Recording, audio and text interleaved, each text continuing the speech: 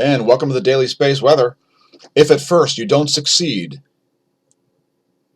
junkware strikes again.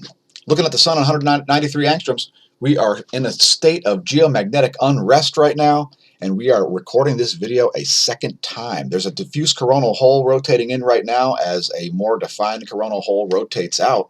No sunspots, 10.7 centimeter radial flux at 65 solar flux units, and we are seeing a coronal mass ejection as it happens once again on the channel. So here it is. It's right at the end of this image from stereo A.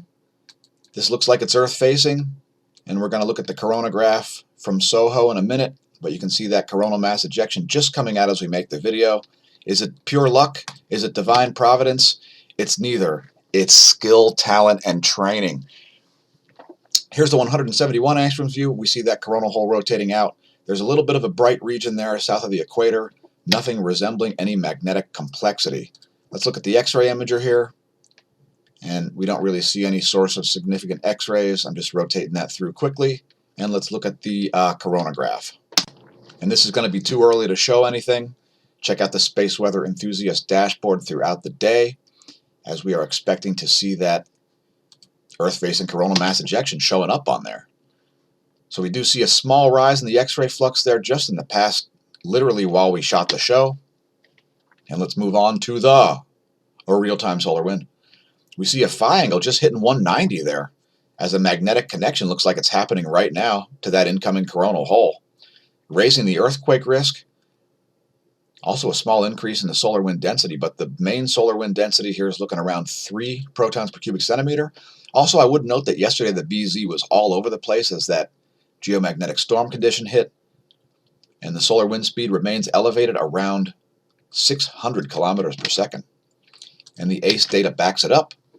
Here's the US power grid, and we do see some significant induction there, especially in the northern regions around Minnesota, South Dakota, Wisconsin. No real surprise there, as we are in geomagnetic unrest conditions.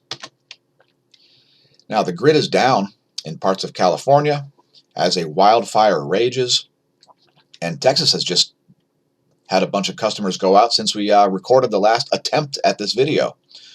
So yeah, that's interesting. Texas was not showing anything out on poweroutage.us, and this USA Today article is linked below the video here about warning about weekend blackouts as PG&E restores some power and plans to take more power out as wildfires rage in places like Sonoma County. And let's look at the geospace magnetosphere movies. First, we're going to look at velocity. By the way, the first take of this video included music at the beginning, and this take does not include music because we have to get the content out there as it's a bit time sensitive. Anyway, there's 4 hours of the velocity data. And we did see a spike coming in there right at the end, a little density spike. Now, I would note that low density is shown in white here. We do have some oddities. If you look at the equatorial plane view, there's a high density region near the dawn side. And we see different density coming in from the solar wind there. There's going to be some kind of a spike here at the end. Right there, there's a big density spike there. And let's move on to pressure. And we see these odd anomalous looking shapes in the magnetosphere here on pressure also, as there's significant pressure on the ionosphere right now. Looks like we've got a third Van Allen belt that gets created there, by the way. When this happens, a third Van Allen belt gets pressed into existence, and there's that sudden spike right at the end. And let's look at the ground geospace magnetic perturbations. First, we're going to look at the poles, and then the global view. And for you electric universe types, it will not be surprising that these look like spirals. And we see major perturbations over the Siberian North Pole, as well as over the Canadian North Pole, the one in southeast Canada. And a big spike coming in right there at the end. Let's see how that plays out on the global scale. We'll rock that back for the viewers after we let it play through. The South Pole's main perturbations are showing up in the South Atlantic actually this time, although there still are significant perturbations showing up in the Southern Indian Ocean. And there's that big spike coming in right as we make this video. Right there at the end. Very powerful global scale geoelectric spike. Coming in around, right around 720 UT. So that's something to keep an eye on. Again, 10.7 centimeter radial flux at 65 solar minimum conditions. We drew in this orange line to show you 70, which is more like activity as opposed to a lack thereof. Magnetometer very spiky as a whole bunch of protons bombarded the ionosphere, magnetosphere, etc. throughout the day yesterday, and they're still coming. So let's play the latest Gong 2 images here. This data 1 hour and 48 minutes old. As we see, the green portion of the current sheet is extending, so we're planning on extending our stay in the North Pole oriented portion of the current sheet, again shown in green. And I would also note that stereo A is undecided about the polarity that it's connected to. Again, we are on geomagnetic unrest conditions, just coming off a geomagnetic storm where the KP went up to 5, as we forecasted yesterday. GOES electron flux also did exactly what we forecasted. It cratered throughout the day yesterday, and now we're expecting a significant uptick. As this coronal hole wind stream ends, we're going to see a big spike in the GOES electron flux, as well as in the relativistic electrons, which are currently in quite low to nominal levels. But we're going to see a big spike, and we currently see some charging hazards here. And you can see where they are on the map there. Mexico, Central America, Northern South America, over the Tropic of Cancer.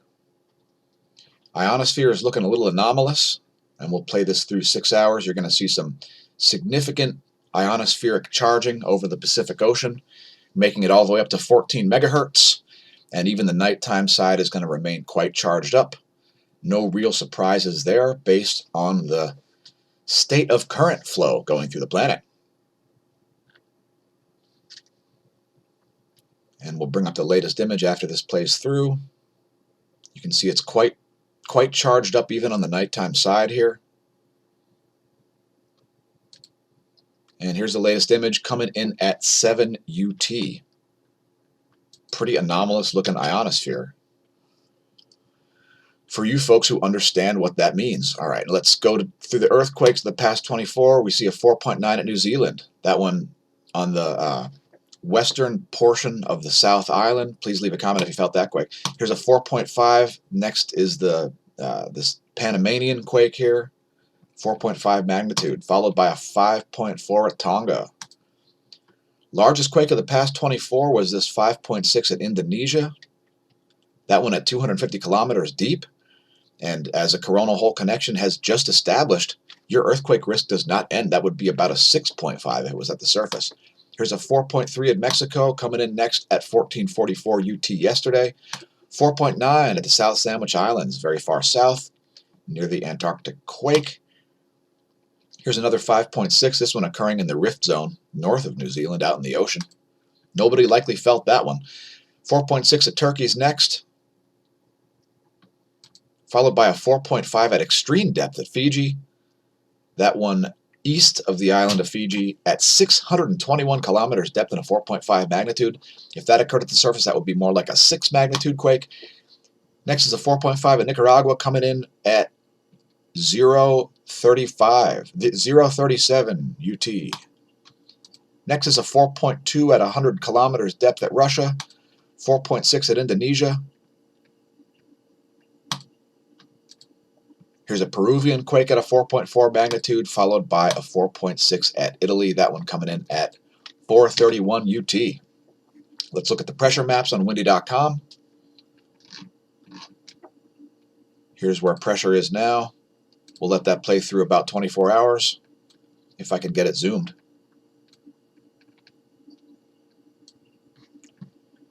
And there's the pressure maps. By the way, windy.com has a great mobile app also.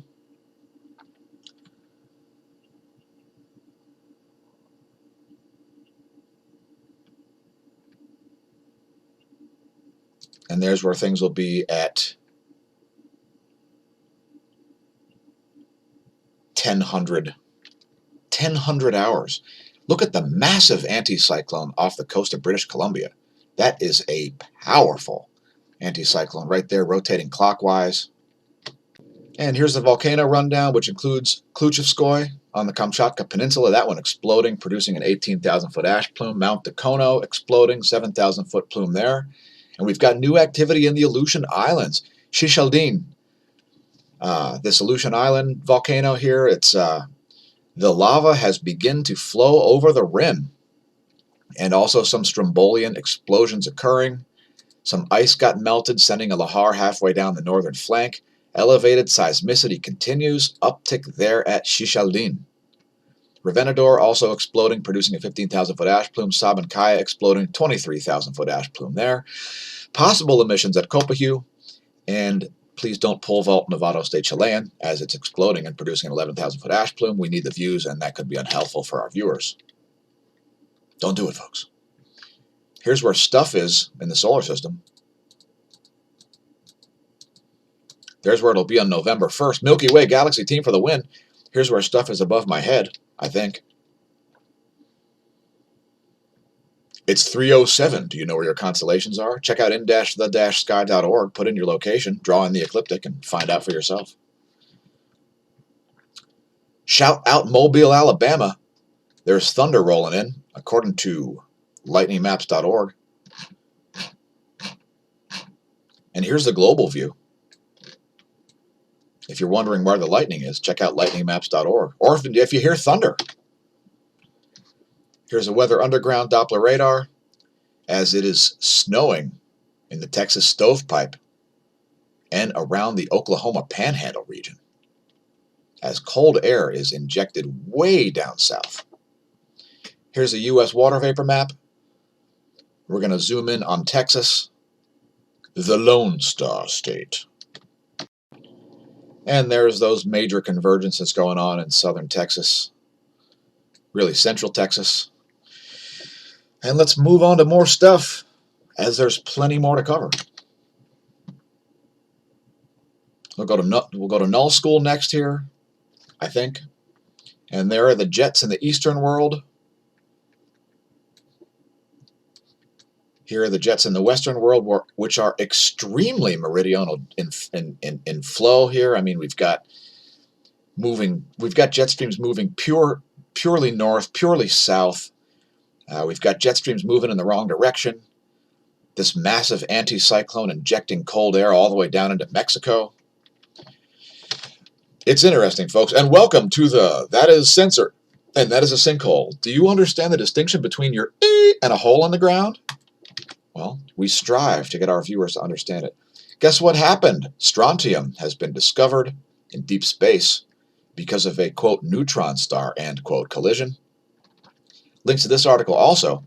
Let me read a quote. This is the final stage of a decades-long chase to pin down the origin of the elements. Are you familiar with the standard cosmology explanation for how the heavy elements come into existence? Well, this article puts all that stuff into question, and whether or not neutron stars are a thing, we're not going to get into. But read the article, as it's super interesting. Now we're talking about this particular observation here in the galaxy NGC 4993. And let's just talk about the way some science is being done backwards right now. This is important work. The discovery has plugged two holes in our understanding of the origin of the elements. It confirms observationally what scientists knew theoretically, and that's always good. And that's a problem, because when you do science backwards, you're not doing science. When you have a math equation that has no observations in the universe and you spend decades trying to find the observations, that's not science. Science is done by observing the universe, trying to explain it, and then trying to disprove your own theories, last I checked. Anyway, again, links to that article. Now, there's also an article about a 3D map of a supercluster. Pretty interesting. CL1604 could be the subject of a t-shirt, but I don't think so.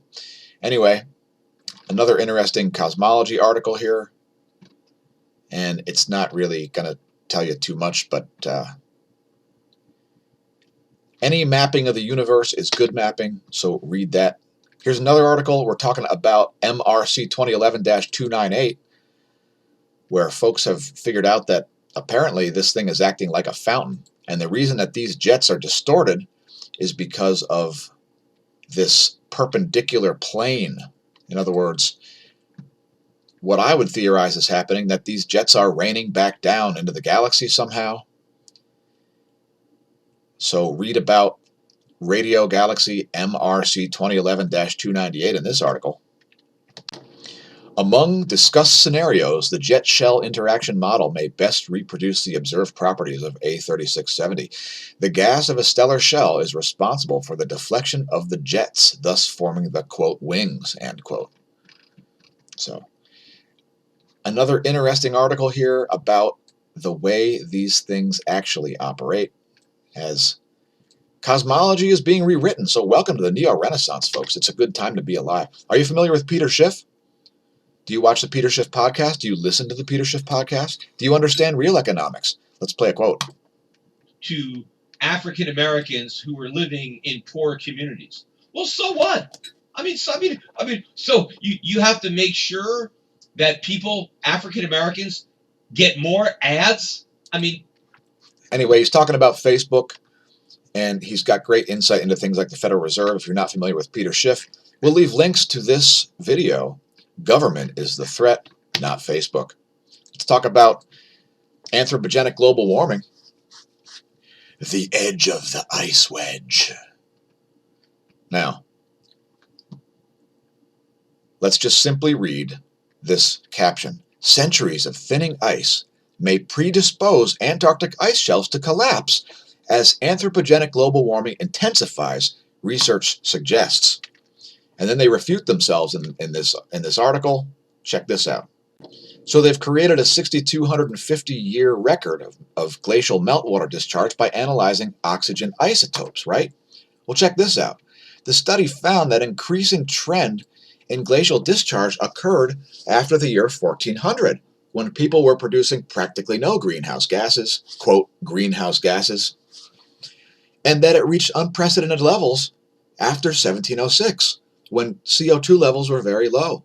Another marked acceleration in glacial melting occurred after 1912, when human carbon dioxide emissions actually did increase. We've left links to this article also below the video. Do you follow us on YouTube? Well, thanks. And thanks new subscribers, as we've reached the crucial milestone of 1,400 subs again. So please press like and subscribe. And please support the channel, since Google is a scam and not a verb. If you use it as a verb, the verb means to obtain biased search results using the Google Junkware search app. So support the channel via PayPal, perhaps, if you don't like things like Patreon. Or if you're in the market for CBDs, check out the links below the video to link to the Hemp Lucid Spaced Out campaign, specifically formulated for the reduction of inflammation for our spaced out viewers. And also, become a patron. That's our main source of income, as YouTube pays us precisely zilch for these videos. Let's talk about solutions.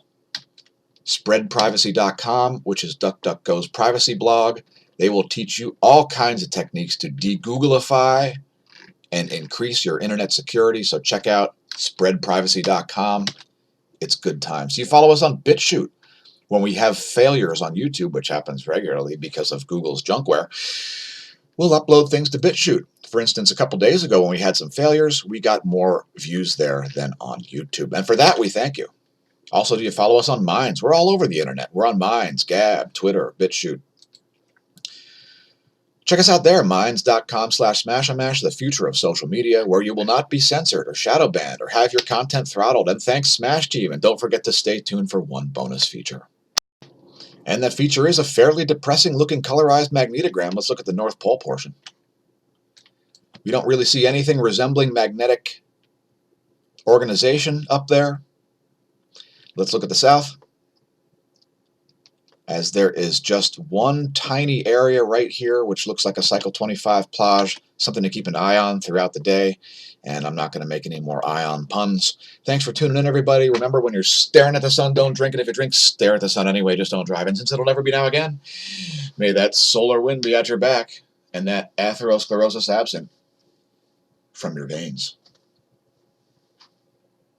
Open trapdoor. Jump down trapdoor.